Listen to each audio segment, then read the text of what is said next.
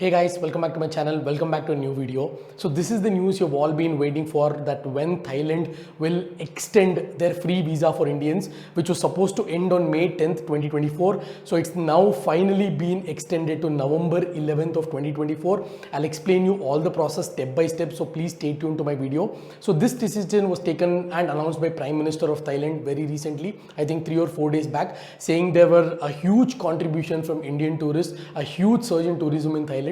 And Indians were one of the major contributors to Thailand in terms of spending, pre-wedding shoots, weddings, and photography, and also tourism. So this is a great news for everyone who's not traveled to Thailand, or if you want to travel to Thailand. Once again, this is a great opportunity because the visa has been extended from May 10th of 2024 to November 11th of 2024.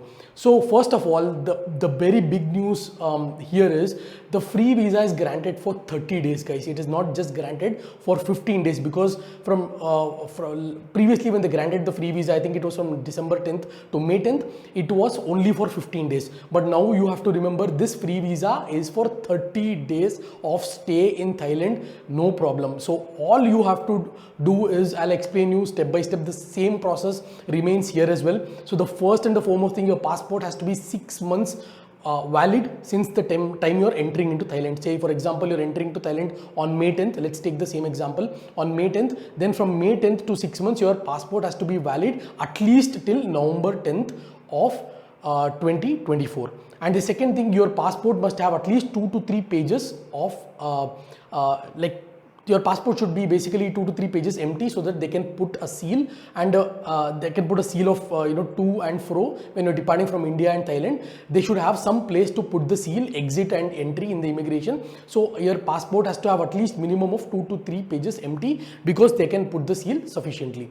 And last time when I went to Thailand in February, there was no visa exemption fees as such. So do not worry about putting a visa of Thailand. It is just going to be an entry and exit, that's it. And another thing that I noticed in Thailand, when you enter after getting down from the flight, when you enter the airport, whether it is Suvarnabhumi or Don Mang, so a lot of people there will try to convince you to pay 200 baht to give you an express entry, where you don't have to stand in the line. You can just pay 200 baht and you can clear the immigration. So do not fall for this trap, guys. Why do you have to pay even 200 baht? I know 200 baht might be small amount for a few people, but it's a very big amount for a lot of people, including me. So why do you want to pay 200 baht to go in the express line or not wait any longer? So you can just go in the normal line. It's free of cost. So you just show your passport, your return ticket, your hotel bookings, and sufficient funds. So it's always good to have at least, I would say maybe 10,000 baht per person. It's safer, and you also need so much money to spend. Of course, you don't need so much money if you're traveling for 3 or 4 nights, but definitely if you're traveling for 1 week or 1.5 week plus, definitely you will need so much of money, guys. So my recommendation is to carry at least 10,000 baht to Thailand per person. If you are going for a family of 3 or 4 with kids, I think it's better to carry at least around 20 or 30,000 baht. So return tickets are mandatory. Do not fail to carry return tickets. Even if it's a block ticket, it's okay, but I don't recommend that, because if you book to and fro tickets, you will get it for a very, very cheaper cost. And also currency, there is a lot of recommendations. If you want to exchange Thai baht in Bangalore, just ping me. I'll give you their contact. It's very convenient for you to go there and exchange your currency. Try not to take your INR there and exchange, because exchange rates are very, very high. And the second and the most important thing here is, do not exchange currency in the airport. It is very, very expensive. I had recently been to Chiang Mai, and I went through Bangalore to Bangkok and Bangkok to Chiang Mai, and I needed some amount of money to spend in Bangkok, so I exchanged it, and the rates were very horrible. I did look at 2 or 3 places in the transit, because I was not able to come out of the immigration. I was transiting to Chiang Mai. So that was not a good option, if you ask me, to exchange currency in the airport itself.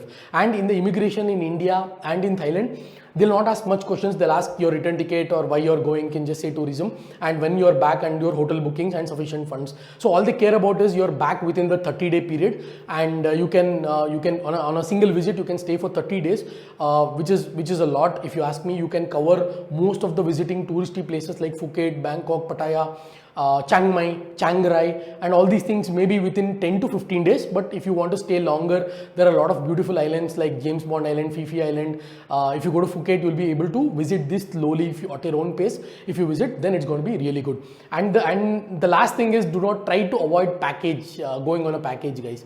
You know, going on a package may look very comfortable, everything is set up, you just have to go sit in the car and they'll take you everywhere, but it's not the truth actually. So you'll have to keep on following up with them when the car is going to arrive. And recently my parents went to Singapore and Malaysia last November or September, and it was not a welcoming experience, I would say. So the food is not good and you cannot demand anything because you're on a package. So there are a lot of ifs and buts when going on a package, and the cost, of course, coming to the cost, it's very expensive. If you want to book attractions in Thailand for a very less rate, I'll also put the coupon code here if I can. So check in the description. If you book through that link, it will also help my channel and you will get a very discounted price. Rather than going and purchasing tickets in Thailand, if you purchase sitting at home, including SIM card, you will get it for a very, very good price. So, I mean, this is the most of the things I've covered with respect to Thailand. You don't have to worry about the May 10th deadline, because a lot of you people asked me in the YouTube comments that if I travel on May 9th, if I come back on May 14th, will I be charged? Now that problem or that constraint is gone now. You can easily travel in May and you can travel until November. But the only downside is from June, the rains would start in Thailand. So it's not a good time to visit. At least June, July, August, September is not a good time to visit. So the high season in Thailand is in November to April, March only, but they may extend for Indians beyond November 11th. We'll just wait and watch. But for now, I think it's a great initiative by Thai government, by the Prime Minister of Thailand, to come and announce there's a visa extension for Indians as well. Because I remember going in 2022 and I almost paid 2,500 baht, 2,200 baht, which was mandatory visa fee. So that 4,000 to 5,000 rupees per person is automatically saved. And I'll give you one small trick about this free visa, right? So let's say I want to go to Japan. The flights from Bangalore to Japan is very expensive. If you see the direct flights from Japan Airlines or any other third-party airlines like Malaysian Airlines and then go to Japan is very expensive. So what you can do in this case is you can book a to and fro ticket to Bangkok from Bangalore, and you can come out of the airport in Bangkok, and then you can book a to and fro ticket from Bangkok to Tokyo, Tokyo to Bangkok. So that will cost you very, very less. Same thing, I explained this in Hong Kong pre-arrival registration as well. If you have a Hong Kong PR, which is multiple entry for 6 months. So if you want to visit Japan, Korea, China or Taiwan, those places, you need not book direct flights from Bangalore. You can go to Hong Kong, you can get down there, and then you can go to any other places like how Hong Kong locals do. And I was just checking the flight rates yesterday. If you're traveling from Bangalore to Japan, it's very expensive. But if you're traveling from Bangalore to Hong Kong, because I have the pre-arrival registration valid for 6 months, and from Bangkok to Japan, Japan to Bangkok is just 18,000 rupees, guys. So if you're booking from Bangalore to Japan, one side Japan Airlines is costing no less than 40 to 45,000. That will cost you almost 1 lakh if you want a direct flight. But if you take a stopover flight, still it is going to be expensive, not as cheap as getting down in a Southeast Asian country, especially Hong Kong, or a East country like Thailand or Vietnam. Vietnam, of course, we can't do, but Thailand and Hong Kong we can. And Hong Kong pre-arrival registration is free of cost. It is, of course, given on lottery basis. Nobody knows why it's getting rejected randomly.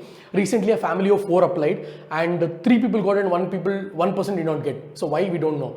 So it's mostly on lottery basis, but luckily I got it, and I can travel to any other country in Southeast Asia by going to Hong Kong for a cheaper price and then traveling to either Korea, China or Japan, which would cost me really less.